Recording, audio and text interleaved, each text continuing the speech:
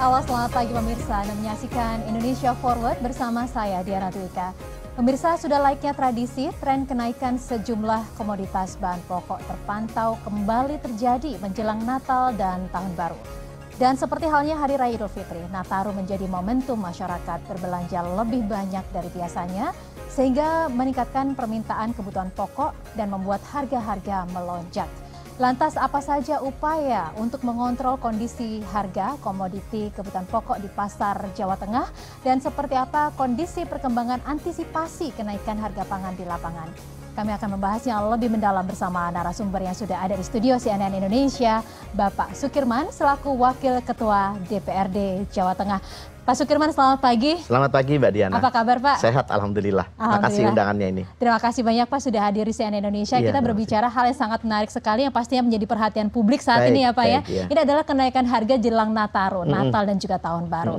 Kalau menurut pandangan Bapak, ini selalu ada kenaikan harga di penghujung tahun begitu ya Pak. Ini adalah sebuah tren ataukah ada sesuatu yang seharusnya diperbaiki secara regulasi supaya kenaikan harga ini tidak terus meroket atau seperti apa Bapak melihatnya? Ya memang sistemnya harus diperbaiki nih ya. Mestinya kenaikan harga menjelang Nataru, menjelang Lebaran dan seterusnya itu tidak boleh terjadi.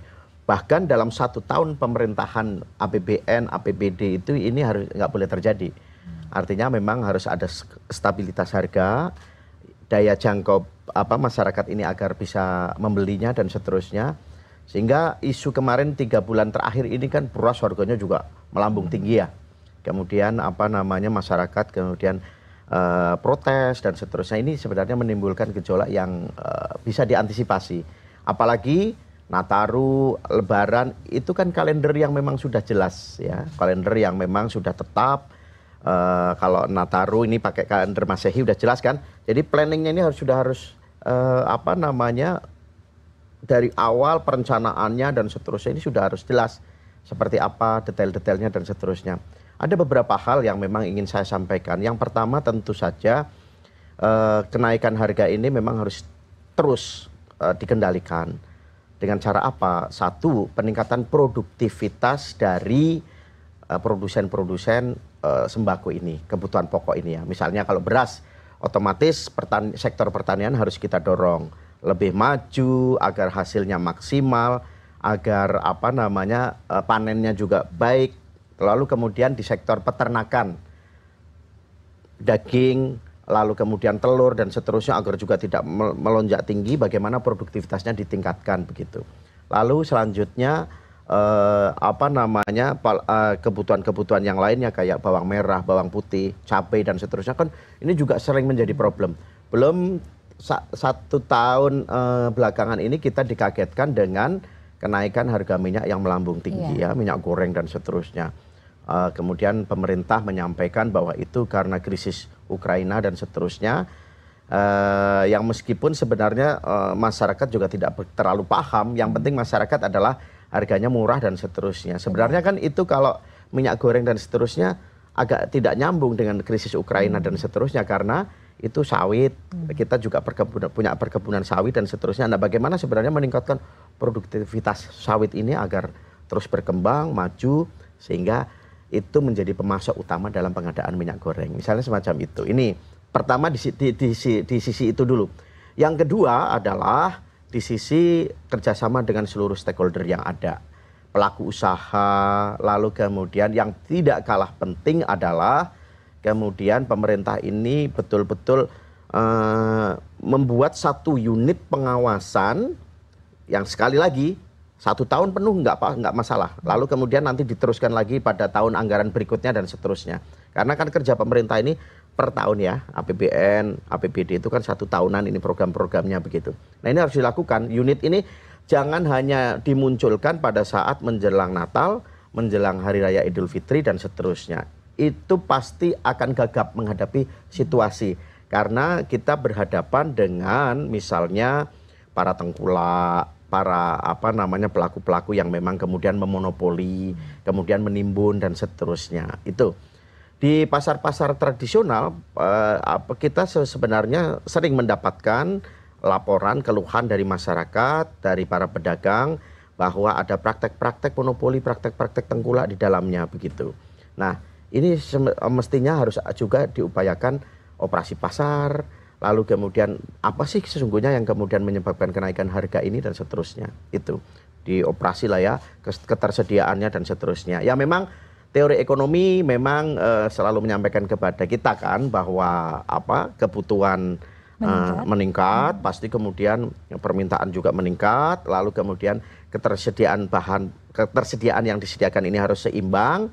Lalu disitulah kadang-kadang kalau istilah bahasa Jawa itu aji mumpung ya, aji mumpung, kemudian pedagang kemudian menaikkan harganya dengan tidak ada standarisasi dan seterusnya. Termasuk regulasi yang disampaikan Mbak Diana itu kita setuju harus ada aturan-aturan main yang memang kemudian mampu untuk mengkoordinir semuanya, mengkonsolidasi semuanya. Kalau kita memang melihat ke pasar gitu ya Pak, untuk harga beras yang berkualitas paling bawah saja sekarang setara dengan harga beras kelas premium. Iya, betul. Kemudian betul harga sekali. gula mencapai 17.000 yang membuat masyarakat Indonesia menjerit karena masyarakat Indonesia suka cabai. Harga cabai mencapai Rp100.000 gitu. Saya juga melihat Pak Sukirman ini sering sekali untuk terjun langsung ke lapangan sebagai wakil rakyat. Bagaimana Anda melihat sekarang realita harga di masyarakat terutama di Jawa Tengah? Kita sudah berkoordinasi juga dengan Dinas Perindustrian dan Perdagangan. Memang untuk persiapan Nataru ini harga-harga masih cenderung tinggi, tetapi sudah turun. Kalau tadi cabai merah dan seterusnya itu di sekitar 70.000, 80.000, 90.000 begitu. Lalu kemudian beras memang masih stabil ya, masih stagnan. Ada turun tapi sedikit begitu. Tetapi memang pemerintah hari ini sesungguhnya menjamin kalau ketersediaan bahan-bahan kebutuhan pokok itu akan siap sampai akhir Desember begitu. Baik itu beras, lalu kemudian gula, lalu kemudian minyak goreng dan seterusnya itu tersedia sampai akhir Desember. Nah, kita sudah mendapatkan informasi itu dan laporan itu terkait dengan kenaikan harga-harga itu ya. Tapi barang tidak langka. Barang tidak langka, kenaikan iya tetapi barang tidak langka. Kalau waktu 3 bulan lalu, 4 bulan lalu, atau setengah tahun lalu kan ada kelangkaan minyak goreng gitu kan, yang kita semua menjadi mahal kemudian harga minyak goreng ini. Nah, kita sekali lagi adalah yang paling penting pemerintah segera menyiapkan Satgas Ketahanan Pangan itu untuk segera sedini mungkin melakukan operasi pasar mulai dari harian, kemudian mingguan, terus dikawal ini. Jadi tidak bisa kemudian hanya satu minggu saja itu keburu berkompetisi dengan para pihak yang kemudian ingin tujuannya tidak baik. Itu kira-kira. Iya, baik. Dan kita juga sebenarnya kalau Bapak tadi menyampaikan secara hukum ekonomi, oke, itu bisa menyebabkan karena permintaan tinggi, harga juga meroket. Tapi sekarang pasokan juga tersedia. Nah, kita ingin mengetahui lebih lanjut lagi apa sebenarnya menyebabkan harga-harga ini naik. Kita akan bahas di segmen selanjutnya dan pemirsa jangan kemana-mana. Indonesia Forward akan segera kembali, tetaplah bersama kami.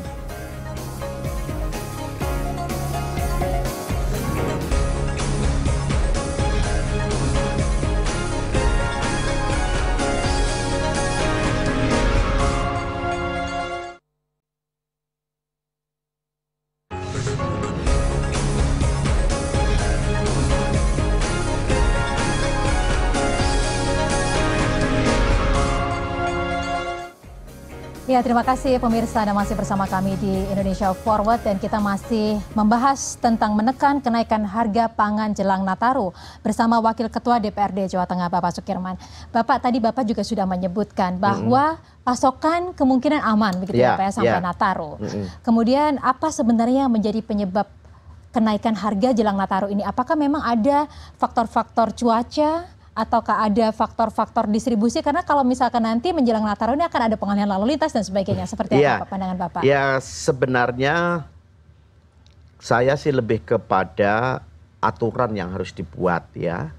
Jadi kemudian penjual, kemudian pemasok dan seterusnya ini tidak dalam tanda kutip tidak aji mumpung tadi.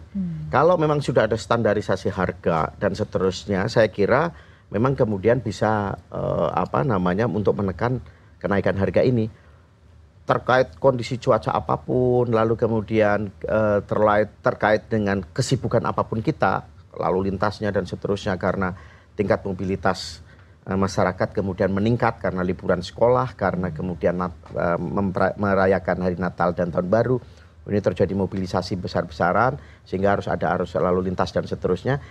Ini kan tinggal kecanggihan kita. Sekali lagi ini agenda yang sudah rutin.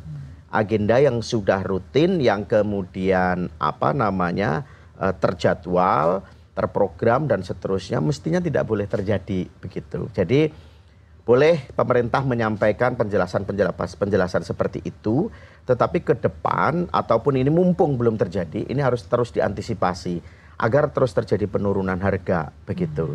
Agar daya jangkau masyarakat kembali pulih, masyarakat tidak menjerit dan seterusnya. Nah, kalau kemudian kenaikan harga ini meningkatkan kemudian kesejahteraan petani, meningkatkan kesejahteraan peternak dan seterusnya, DPRD sih dalam konteks ini setuju aja. Tetapi kalau ini kemudian dimonopoli oleh kapital tertentu, pengusaha tertentu, lalu kemudian apalagi kemudian tengkulak dan seterusnya, ini yang harus kita kejar bareng-bareng begitu. Harus kita teliti bareng-bareng apa sih penyebabnya begitu. Saya kira memang penjelasan-penjelasan itu harus kemudian dirasionalisasi lagi. Soal lalu lintas, soal hujan dan seterusnya. Oke, taruhlah kita berbicara soal cuaca dan seterusnya karena itu kemudian mungkin gagal panen sehingga terjadi kelangkaan beras umpamanya semacam itu. Lalu kemudian produktivitas peternak dan seterusnya karena musim hujan dan seterusnya ini juga menjadi berkurang. Tetapi kalau ini terprogram dengan baik, jadi pada saat mungkin musim kemarau, lalu kemudian musim curah hujannya masih rendah dan seterusnya tidak membahayakan petani untuk panen, ini yang harus terus digenjotkan produktivitasnya. Dan nanti kan kita akan berbicara ke sana juga, bagaimana kemudian peran dari teknologi dan seterusnya ini bisa membantu petani, peternak dan seterusnya. Agar kemudian ketika masa-masa yang dalam tanda kutip kritis, seperti kenaikan permintaan yang cukup tinggi dan seterusnya, ini bisa menutup. Bisa menambal lah ya kira-kira begitu, bisa menutup, bisa mengantisipasi ada stok. Meskipun Bulog dalam hal ini selalu menyampaikan bahwa stok beras cukup, stok kebutuhan-kebutuhan lainnya cukup. Tetapi kalau cukup itu kemudian ada kenaikan harga, ya tentu kita akan melakukan protes, akan kemudian melakukan kajian-kajian yang lebih mendalam. Lalu kemudian yang tidak kalah penting itu operasi pasar itu tadi melalui Satgas Pangan, kepolisian dan seterusnya dan seluruh stakeholder yang ada. Ya, apa Pak langkah-langkah yang sudah diambil dari DPRD Jawa Tengah untuk bisa mengawasi ini semua dan kemudian bagaimana Anda melihat ini kan dekat sama pemilu ya Pak ya? Apakah ini juga ada indikasi begitu akan ada penimbunan atau ditunggangi oleh oknum-oknum tertentu? Ya, itulah yang memang kemudian harus dicermati secara detail ya investigasinya. Kita punya Badan Intelijen Negara, lalu kemudian punya kepolisian juga punya unit-unit intelijen dan seterusnya. Ini harus diteliti, harus investigasi lebih lanjut. Kalau hubungannya dengan pemilu memang kita belum menemukan indikasi-indikasi itu sih. Tetapi kalau kemudian indikasinya bahwa kemudian ini menjelang Nataru, lalu kemudian harga-harga kebutuhan melambung tinggi, itu memang sudah kita temukan di lapangan begitu. Kita temukan di pasar. Nah, kita berharap sekali lagi adalah operasi pasar itu. Lalu kemudian DPRD sebenarnya sudah memberikan anggaran yang cukup. Tinggal peraturannya. Peraturannya lebih dipertegas, lalu kemudian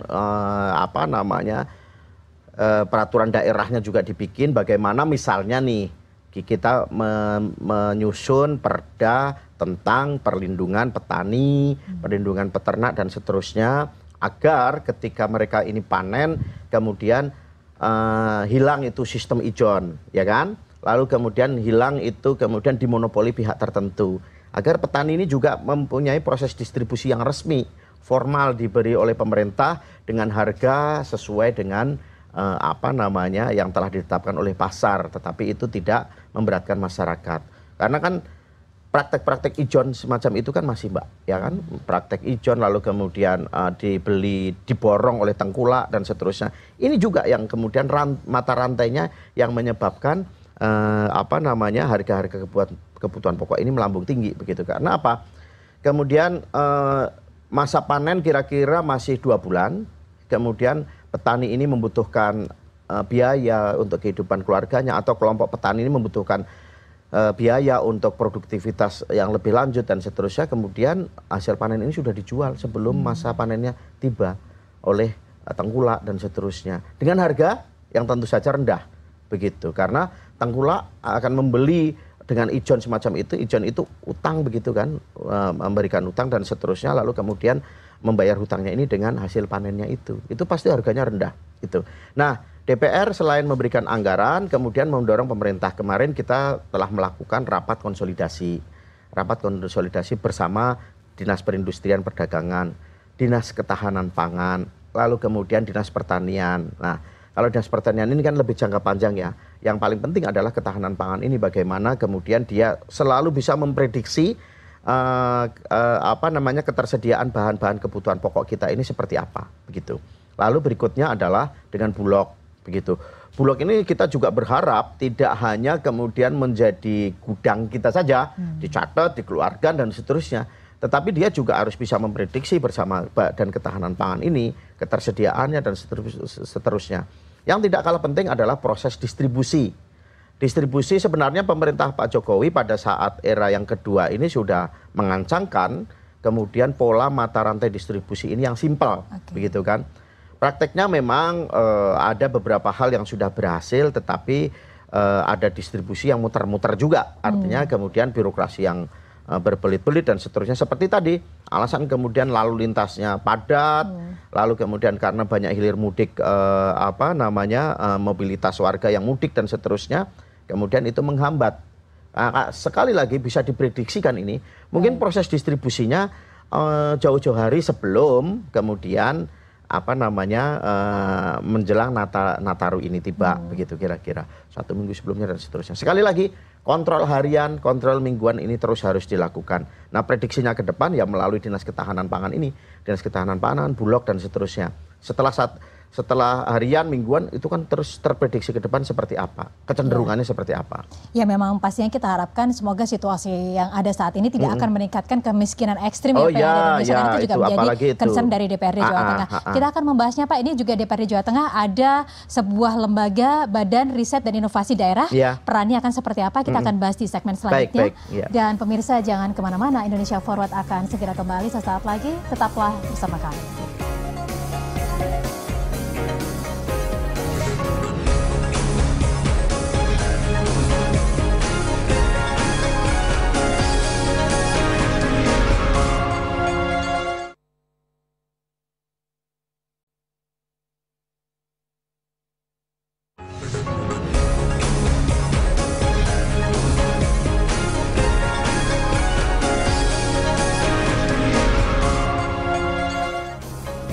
Ya, masih bersama kami di Indonesia Forward, masih bersama Wakil Ketua DPRD Jawa Tengah, Bapak Sukirman. Bapak melanjutkan perbincangan kita mengenai menekan kenaikan harga pangan ya Pak jelang Nataru. Apakah dalam hal ini pemerintah menurut Bapak perlu untuk berkoordinasi atau bekerja sama dengan aparat penegak hukum? Oh iya, jelas itu. Tadi kita sempat menyampaikan ada Badan Intelijen Negara ya untuk mengetahui praktek-praktek mafia perdagangan dan seterusnya, lalu kemudian operasi pasar. Satgas Ketahanan Pangan ini jelas kalau kita Polda Jawa Tengah sudah kita dorong untuk terlibat, pemerintah kita dorong untuk terus berkoordinasi, termasuk Polri, TNI dan seterusnya, ya Polda Jawa Tengah tadi kan. Lalu yang berikutnya adalah ini sebenarnya apa? Satu untuk terus mengejar pelaku-pelaku mafia-mafia penimbunan bahan-bahan pokok dan seterusnya. Dan saya kira sih memang ini sudah menunjukkan kemajuan. Faktanya tidak ada memang kasus-kasus yang kemudian mencengangkan kita ya, memprihatinkan kepada kita semua.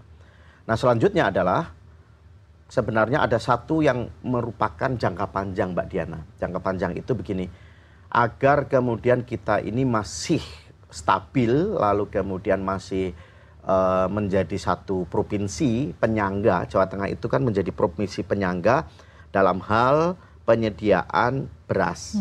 Jadi ke Jawa Barat, ke DKI, juga ke Jawa Timur. Bahkan kita kirim ke beberapa provinsi lain.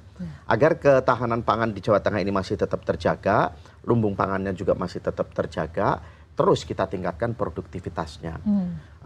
Mbak Diana, di pusat itu ada namanya BRIN. Iya, benar.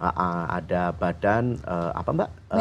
Badan Riset Inovasi Nasional. Lalu kemudian kalau di pemerintah provinsi Jawa Tengah itu ada BRIDA. BRIDA apa itu Pak? Ya, ini Badan Riset Inovasi Daerah. Oke. Ya, ini untuk kemudian sekali lagi jangka panjang. Satu, seperti Mbak Diana tadi sampaikan, Pak, ini kan musim hujan. Kadang-kadang panennya berkurang. Kemudian produktivitas kita terganggu cuaca dan seterusnya. Nah, bagaimana kemudian BRIDA ini mengatasi persoalan-persoalan itu? Dia harus mengajak akademisi-akademisi, teknokrat-teknokrat yang ahli di bidangnya, umpamanya tentang beras, tentang pertanian, otomatis bagaimana penelitian tentang beras. Varietasnya, lalu kemudian bisa nggak sih kemudian kalau panen ini, masa panennya ini, kemudian kita tarik sehingga tidak ada di musim hujan, begitu kira-kira. Jadi meskipun musim hujan, musim panas, jadi apa namanya pertanian ini tetap produktif, airnya seperti apa dan seterusnya. Itu kan teknologi bisa kan, kira-kira begitu. Melalui BRIDA inilah kita berharap kemudian sektor-sektor unggulan, perkebunan, pertanian, apalagi yang menyangkut sembako dan seterusnya ini bisa tercukupi terus. Tidak kemudian kita ada impor beras, sementara petani-petani kita sebenarnya juga rajin-rajin. Ada impor bawang merah dan seterusnya. Ada impor bawang putih dari India dan seterusnya. Ini kan apa namanya, berarti selama ini kita dalam melakukan pembangunan tidak berdasarkan teori-teori yang ada, riset yang ada, kebutuhan yang ada, yang pas itu seperti apa. Nah, BRIDA kita berharap menjawab juga salah satu ketahanan pangan ini. Agar sekali lagi mengantisipasi daya beli masyarakat, mengantisipasi kenaikan harga, BRIDA inilah yang kemudian kita andalkan.